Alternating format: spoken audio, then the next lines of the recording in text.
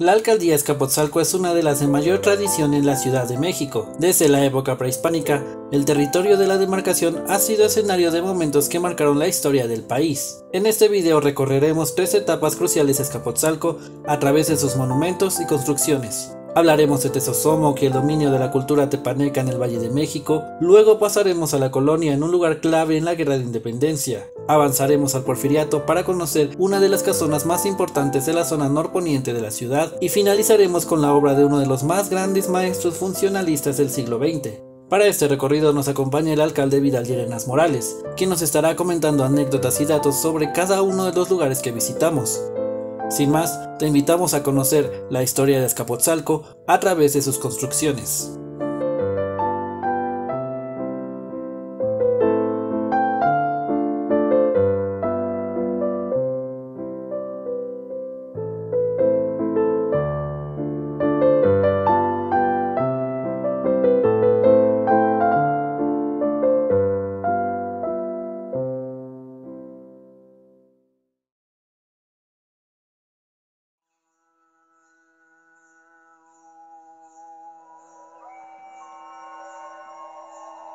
La llegada de los tepanecas al Valle de Anáhuac se remonta al siglo XII, cuando su líder, Matlacoatl, los guía en una larga migración hasta que logran establecerse en la región de Azcapotzaltongo, actualmente parte del Estado de México. Matlacoatl se unió en matrimonio con Azcuaitl, quien era hija de un importante gobernante de la región. Juntos se convirtieron en la pareja fundadora de la dinastía tepaneca ya en la región de Azcapotzalco. Pero fue hasta la aparición de Aculhuacatzin, líder de un grupo migratorio que llegó de Michoacán, que los tepanecas comenzaron a ganar importancia en el Valle de Anáhuac. Aculhuacatzin, o simplemente Aculhua, se casó con Cuetlazóchitzin, segunda hija de Xolotl, rey chichimeca que gobernó lo que hoy es Tenayuca y Tlalnepantla. Como regalo, les dio el territorio de Azcapotzalco. De esa unión nacería años después Tezosomoc, el poderoso gobernante tepaneca que expandió las fronteras de su imperio por toda Anáhuac hasta llegar a la zona de Puebla y Cuernavaca. Esta es una estatua a Tezosomoc, quien gobernó pues, el Valle de México desde aquí, desde Azcapotzalco, en finales de 1300, principios del 1400. Era lo que se conocía como un Altepec, que es una unidad política pues, que unía a los distintos pueblos del Valle. Él era el gobernante, pues mucho de la gloria de Azcapotzalco está en esa época. En los últimos meses hemos encontrado también distintos materiales que nos van a ayudar a entender mucho más este periodo y los otros que también sucedieron aquí en Azcapotzalco. Entonces esto es una estatua para recordar, para conmemorar a este hombre, este gobernante del Valle de México desde Azcapotzalco de Tezosomoc. Azcapotzalco significa el hormiguero, el lugar donde vivían las hormigas. Las hormigas son importantes pues en la simbología prehispánica por muchas razones. Una de ellas es que se supone que ellos le roban a los dioses el maíz y lo traen a la tierra, entonces quien le da pues de comer a la gente. El chintololo es pues alguien, es una hormiga, por lo tanto es nalgón, ¿no? El chintololo es un hombre nalgón, también probablemente en referencia pues a la propia hormiga, y pues por muchísimos años se ha utilizado como el gentilicio de Azcapotzalco. Tezosomoc dominó a todas las culturas del Anáhuac. Fue durante su gobierno que los aztecas se establecieron en el lago de Texcoco y estuvieron sometidos a su poder. Guerreó con los Altepetl de Culhuacán y Tlacopan y se enfrentó al rey poeta Nezahualcóyotl, monarca de Texcoco. Entre 1426 y 1427 muere Tezosomoc. Su imperio es heredado por su hijo Tayatzin, quien no dura mucho en el trono, pues fue asesinado por su hermano Maxtla, quien toma el control y continúa la lucha contra Nezahualcóyotl.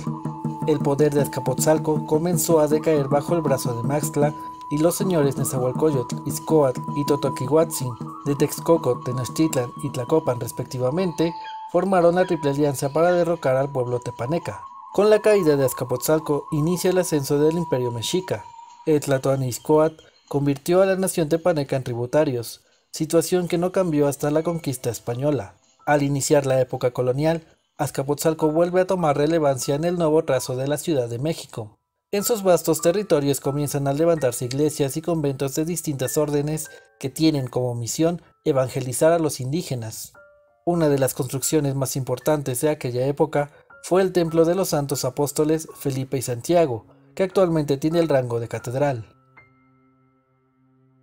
Estamos en lo que fue la capilla de los apóstoles Felipe y Santiago, y desde el año pasado pues ya la catedral de Azcapotzalco. Es una nueva distribución de la iglesia de la Ciudad de México, una nueva organización en donde hay un obispo de Azcapotzalco y esta es la nueva catedral. Esta es un edificio pues que empezó en el siglo XVI como un convento, tuvo distintas evoluciones con distintas formas de arquitectura. Aquí está el retablo de Santa Rosa de Lima, de Villalpando, el autor más prominente del virreinato en México, y que muestra por lo importante que era esta capilla para toda la arquidiócesis de la Ciudad de México. Aquí está la famosa hormiga, que la leyenda dice que si un día la hormiga llega hasta el campanario, el mundo se va a terminar. Está llena de tradiciones y sobre todo pues de muchísima cultura que muestra todo el periodo colonial en México.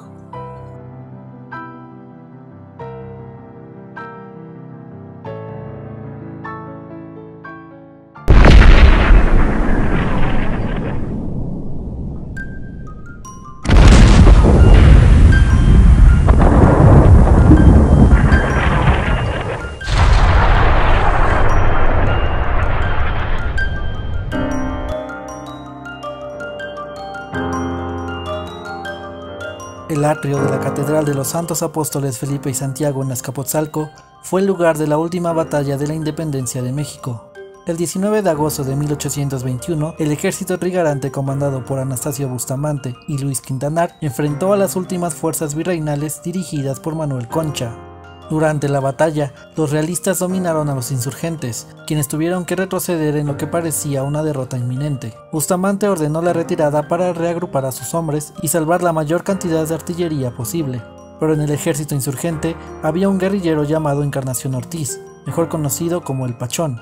Este hombre regresó al campo de batalla para rescatar un cañón que se encontraba en una zona de fango. Sin embargo, una bala lo alcanzó y murió en el lodo. Los insurgentes estallaron de rabia por la muerte de Pachón Ortiz y regresaron a la batalla envueltos en una cólera que aterrorizó a los realistas.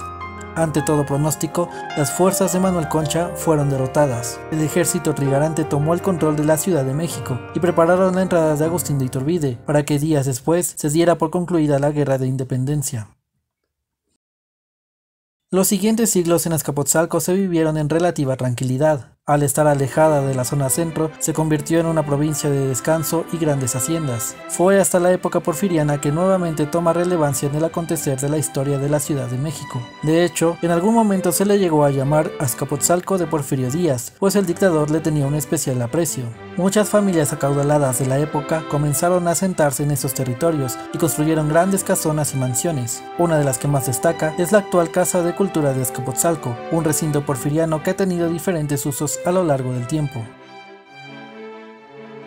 Estamos aquí en la Casa de la Cultura de Azcapotzalco. Este es un edificio que alguna vez formó parte del convento de la ahora Catedral de Azcapotzalco, pero que bueno, a partir del porfiriato fue utilizado para distintas actividades civiles, eventualmente para el ayuntamiento de la villa de Azcapotzalco, y fue por muchos años donde se hicieron las actividades de gobierno de la alcaldía, en ese momento la delegación, hasta que se construyó el edificio de la explanada. Hoy es una Casa de la Cultura desde 1991, que se cumplieron 100 años de que se realizó este edificio.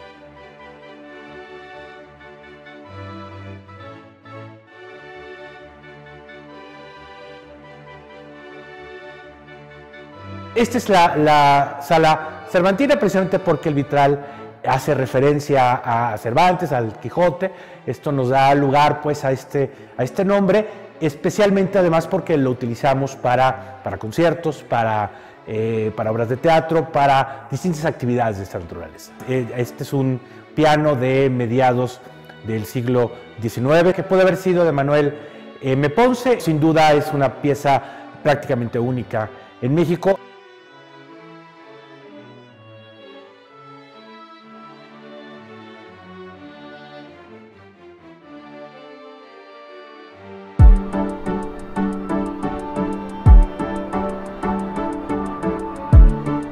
Además de las esculturas y vitrales en la Casa de la Cultura de Azcapotzalco, se encuentra el mural de Arturo García Bustos, uno de los alumnos de Frida Kahlo. Este mural se llama La herencia tepaneca en el umbral del tercer milenio y muestra la evolución y tradiciones de Azcapotzalco y México desde la época prehispánica hasta la industrialización del siglo XX.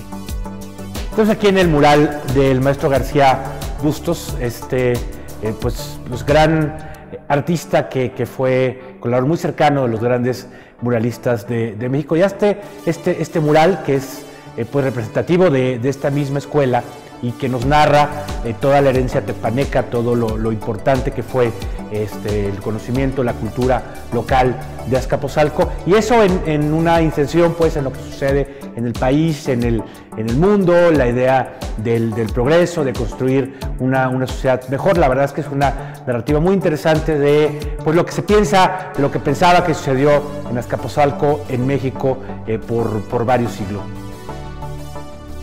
A un costado de este recinto se ubica la biblioteca Fray Bartolomé de las Casas, en donde se resguarda uno de los primeros murales del maestro funcionalista Juan O'Gorman.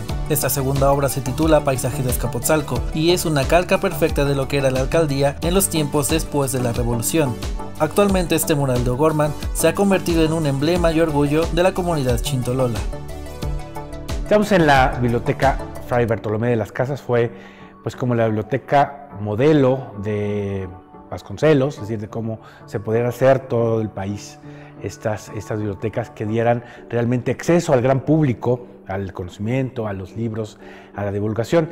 Y pues es el único mural en su tipo de O'Gorman, es el primer mural de él, lo hace con Julio Castellanos, y hay distintas pues cuestiones muy interesantes que tienen que ver con qué pasaba en ese momento. Hay, por supuesto, referencias al tipo de mural nacionalista que se hace en esta época y después en México, con esta idea de fusionar pues el conocimiento prehispánico con lo que viene después, con recuperar la herencia prehispánica y también con la idea de difundir el conocimiento como el gran proyecto de la Revolución. Aquí está la famosa referencia también a la muerte de los fifís, que aparentemente se refiere a una pulquería, que así se llamaba, y también juega con esta idea de que los fifís eran los que estaban con Porfirio Díaz y después de la Revolución pues ya ellos han muerto, ¿no? Entonces es una pieza muy importante de la historia del arte en México, de la historia de lo que después será en los grandes proyectos arquitectónicos del país, y también pues para conocer mucho más que en ese momento se pensaba que era el país futuro. La historia de Azcapotzalco es sumamente vasta. Aún nos faltan recorrer varias etapas, como el surgimiento de la zona industrial, sus cines, parques y restaurantes, la pasión por el béisbol, la urbanización, la llegada del metro, sus mitos y leyendas, habitantes ilustres y mucho más. Pero todo eso son historias que contaremos en otra ocasión.